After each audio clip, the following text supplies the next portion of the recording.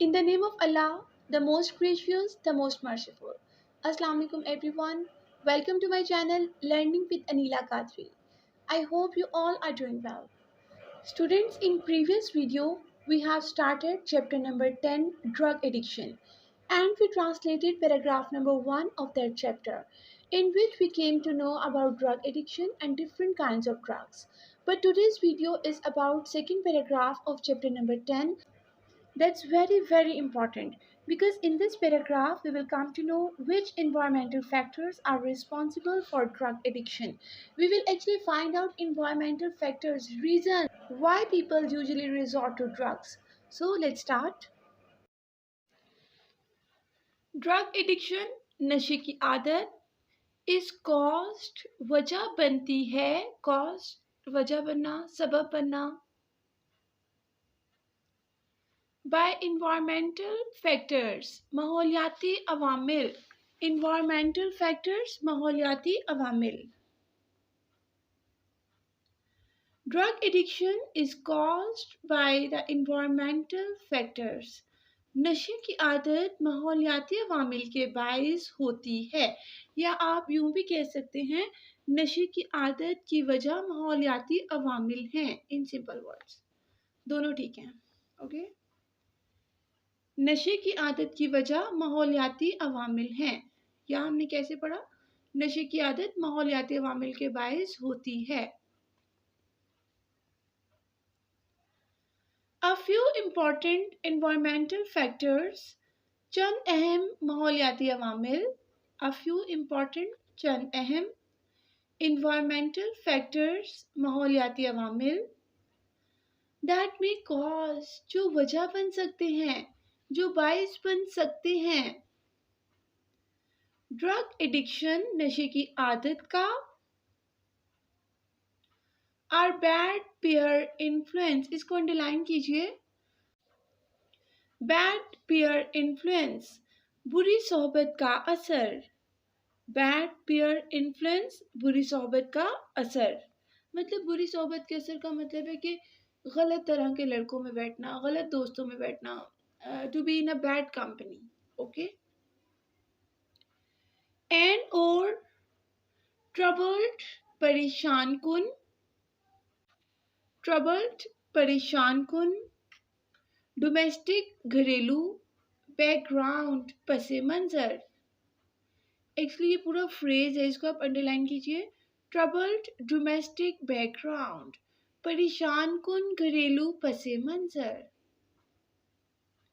परेशान कुन घरेलू पसे मंजर देखिए स्टूडेंट्स इस पैराग्राफ में एक्चुअली आपको हमने पहले बात की कि रीज़न बताई हुई है कि लोग नशा क्यों करते हैं राइट सबसे पहले लाइन में हमने ये पढ़ा कि माहौलियाती अवामिल होते हैं मोस्ट ऑफ द टाइम 80% 90% लोग माहौल ख़राब होने की वजह से नशा करते हैं ठीक है उसके बाद हमने पैराग्राफ में पढ़ा कि इन्वायरमेंटल फैक्टर्स भी दो तरह के हैं उन्होंने कहा इन्वायरमेंटल फैक्टर्स भी दो तरह के हैं पहली बात है बैड पीयर इन्फ्लुएंस इसका मतलब ये है कि बाद लोग जिनका फैमिली बैकग्राउंड बहुत अच्छा होता है घर में कोई नशा नहीं करता ना बाप नशा करता है ना माँ ना बहन भाई नो वन ठीक है सब कुछ ठीक ठाक चल रहा है इवन कि वो बच्चा खुद भी नशा नहीं करता बट क्या हुआ उसका उठना बैठना ऐसे लड़कों में हो गया या ऐसे दोस्तों में ऐसी कंपनी में उसका उठना बैठना हो गया जो लोग नशेई हैं जो लोग नशा करते हैं राइट लाइक जो स्मोक करते हैं या ड्रिंक करते हैं वो एक्चुअली खुद या उसकी फैमिली ड्रिंक नहीं करती है या नशा नहीं करती है बट उसका जो फ्रेंड या सोशल सर्कल है जिसको हम कह सकते हैं जो ये जो फ्रेंड्स हैं वो नशा करते हैं राइट जिसकी वजह से उसको देखा देखी आदत पड़ गई ओके दूसरी बात उन्होंने यहाँ पे क्या बताई है ट्रबल्ड डोमेस्टिक बैकग्राउंड परेशान कुन घरेलू पसे मंजर राइट इसका मतलब ये है कि किसी शख्स के घर के हालात इतने ख़राब हैं उसकी लाइफ में इस कदर डिस्टर्बेंस और परेशानियां हैं कि तमाम तरह के मामलात निपटाने के बावजूद भी उसको सुकून नहीं मिल रहा तो वो उन तमाम परेशानियों से छुटकारा हासिल करने के लिए वो अच्छा सबसे पहले इसमें स्टेप क्या होता है कि अक्सर लोग जो है वो नाइट पिल्स स्लीपिंग पिल्स लेना शुरू कर देते हैं राइट नींद की गोलियां जिसको हम लोग बोलते हैं एक लेते हैं फिर एक वक्त आता है कि एक से गुजारा नहीं चलता राइट फिर वो एक की जगह पे दो कर देते हैं राइट फिर इस तरह से करते करते उनको क्या होता है एक टाइम ये आता है कि उनको उन स्लीपिंग पिल्स के बगैर नींद ही नहीं आती तो it's also kind of drug. Drug का मतलब सिर्फ ये नहीं कि आप यू आर टेकिंग अल्कोहल और something very heavy dose, no. कोई भी ऐसी चीज़ जिसके आप लोग, कोई भी नेगेटिव चीज़ एक्चुअली जिसके आप लोग इस कदर एडिक्ट हो जाते हैं कि आप उसके बगैर सर्वाइव ही नहीं कर पाते हैं, राइट। आपको वो चाहिए ही चाहिए, राइट। तो will say that is the kind of drug addiction. Okay, हमने लाइन में क्या पढ़ा? A few important environmental factors, चंद अहम माहौलियाती अवामिल that may cause, जो वजह बन सकते हैं ड्रग एडिक्शन, नशे की आदत की, are bad peer influence, बुरी सोहबत का असर, and troubled domestic background, और परेशान कुन घरेलू पसे मंजर हैं। ओके, चंद अहम माहौलियाती अवामिल जो नशे की आदत का बायस बन सकते हैं, वो बुरी सोहबत का असर और परेशान कुन घरेलू पसे मंजर हैं, राइट।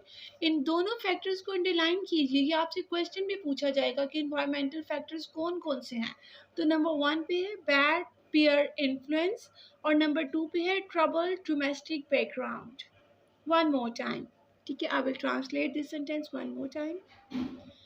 चंद अहम माहौलियाती अवामिल जो नशे की आदत की वजह बन सकते हैं, वो बुरी सोहबत का असर और परेशान कुन घरेलू पसे मंजर हैं। ओके, व्हेन जब यंग पीपल, नौजवान लोग, रिमेन रहते हैं इन बैड कंपनी, बुरी सोहबत में। When young people remain in bad company, जब नौजवान लोग बुरी सोहबत में रहते हैं, and do experiments, और तजुर्बात करते हैं, experiments तजुर्बात, in the name of adventure, मोहम जोई के नाम पर, इसको अंडरलाइन कीजिए, it's a phrase, in the name of adventure, मोहम जोई के नाम पर, in the name of adventure, मोहम जोई के नाम पर। मोहम जोई एक्चुअली होते हैं एडवेंचर मतलब इंजॉयमेंट, राइट। दे मे फॉल, वो शिकार हो सकते हैं, दे may fall a pray, right, वो शिकार हो सकते हैं, टू एडिक्शन, नशे की आदत का, नशे की आदत के। They may fall a prey to addiction, वो नशे की आदत के शिकार हो सकते हैं। When young people remain in bad company and do experiments in the name of adventure, they may fall a prey to addiction. जब नौजवान लोग बुरी सोहबत में रहते हैं और मोहम जोई के नाम पर तजुर्बात करते हैं, वो नशे की आदत का शिकार हो सकते हैं। वन मोर टाइम, जब नौजवान लोग बुरी सोहबत में रहते हैं और मोहम जोई के नाम पर तजुर्बात करते हैं, वो नशे की आदत का शिकार हो सकते हैं। क्या मतलब है इस लाइन का? देखिए, मैंने आपको पहले भी बताया कि इन्वायरमेंटल फैक्टर्स दो तरह के डिस्कस किए गए हैं। पहली बात बैड पीयर इन्फ्लुएंस, ये उसको एक्सप्लेन कर रहे हैं कि बुरी सोहबत के असर का क्या मतलब है, बच्चे किस तरह नशे के शिकार हो जाते हैं। देखिए, हम फर्ज कर लेते हैं कि फैमिली में कोई भी नशा नहीं करता, राइट। किसी एक पर्सन ए है फॉर एग्जांपल, उसके फादर भी नशा नहीं करते हैं, मदर भी नहीं, ब्रदर सिस्टर, कोई दूर दराज तक रिश्तेदार नशाई नहीं है, राइट। बट क्या है कि वो लड़का या वो जो पर्सन ए है, इन द इवनिंग और जब भी वो जिन दोस्तों में उठता बैठता है, उनमें से 2 4 5 लड़के ऐसे हैं जो फॉर एग्जांपल सिगरेट पीते हैं, स्मोक करते हैं, राइट। तो क्या हुआ, उनके पास उठना बैठना उन्होंने शुरू किया उस लड़के ने, तो उन्होंने भी उसको ऑफर किया कि would you like to have it, right. तो उसने आगे से क्या कहा, नहीं नहीं मैं तो नहीं पीता सिगरेट, मैं नहीं पीता, thank you so much. But उन्होंने क्या किया, उसका मजाक उड़ाना शुरू कर दिया, राइट। तो उसको इंसिस्ट करना शुरू कर दिया, इसको टेस्ट तो करो, कुछ नहीं होता, टेस्ट करके देखो। तो उसने क्या किया, उसको टेस्ट किया, हर रोज़ एक एक दफ़ा उसको टेस्ट किया, थोड़ा थोड़ा सा टेस्ट करता रहा वो, कभी कभार इंजॉयमेंट के तौर पर, या एक नई चीज़ है उसको समझ के कि मैं देखता हूँ इसका टेस्ट कैसा है। तो इस तरह से टेस्ट कर करके एक वक्त आएगा कि उसको उसकी आदत पड़ जाएगी, actually he is not a drug abuser, but अब वो बन चुका है। Actually he was not a drug abuser, right. उसके फैमिली बैकग्राउंड भी अच्छा है, वो खुद भी he is a gentleman, but क्या हुआ कि बुरी सोहबत की वजह से वो नशे का शिकार हो गया। तो हमने लाइन क्या पढ़ी, जब नौजवान लोग बुरी सोहबत में रहते हैं और मोहम जोई के नाम पर तजर्बात करते हैं तो वो नशे की आदत का शिकार हो सकते हैं। आई होप आपको समझ आ गई है बात। ओके, द पीपल, वो लोग हु आर डिससेटिस्फाइड, जो गैर मुतमईन होते हैं। Dissatisfied, it's an antonym of satisfied. Dissatisfied गैर मुतमईन, एंड डिसकंटेंटेड नाखुश। डिसकंटेंटेड नाखुश। The people who are dissatisfied and discontented, वो लोग जो अपनी ज़िंदगी से गैर मुतमईन और नाखुश होते हैं। यहाँ पे लाइफ्स का वर्ड चूज़ किया गया, आप यहाँ पे ज़िंदगियाँ नहीं लिखोगे because a person can have one life, okay. तो हम क्या लिखेंगे, ज़िंदगी। वो लोग जो अपनी ज़िंदगी से गैर मुतमईन और नाखुश होते हैं। मे ऑल्सो रिजॉर्ट, रुजू कर सकते हैं। रिजॉर्ट, रुजू करना, किसी चीज़ को अपना लेना। टू ड्रग एडिक्शन, नशे की आदत की तरफ।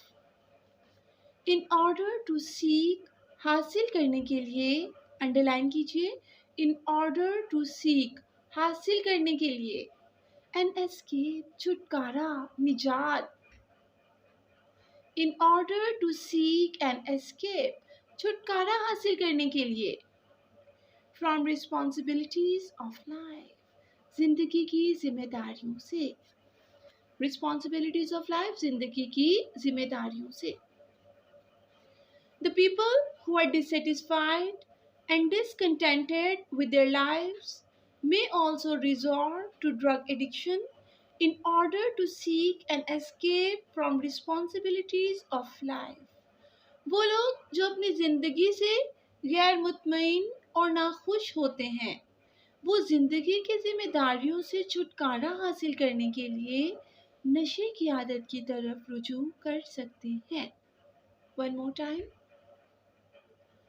वो लोग जो अपनी ज़िंदगी से गैर मुतमईन और नाखुश होते हैं, ज़िंदगी की जिम्मेदारियों से छुटकारा हासिल करने के लिए नशे की आदत की तरफ रुजू कर सकते हैं।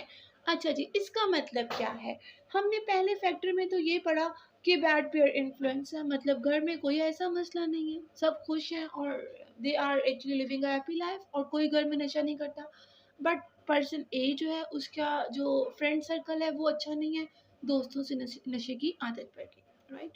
अब सेकेंड पॉइंट क्या कह रहे हैं, ट्रबल डोमेस्टिक बैकग्राउंड, परेशान कुन घरेलू पस मंजर। पर्सन ए है, लेट्स सपोज उसके घर में बहुत टेंशन है, बहुत टेंशन, ख़त्म ही नहीं होती कभी, और स्पेसिफिक उस बंदे के साथ, राइट। लाइफ उसकी बहुत डिस्टर्ब चल रही है।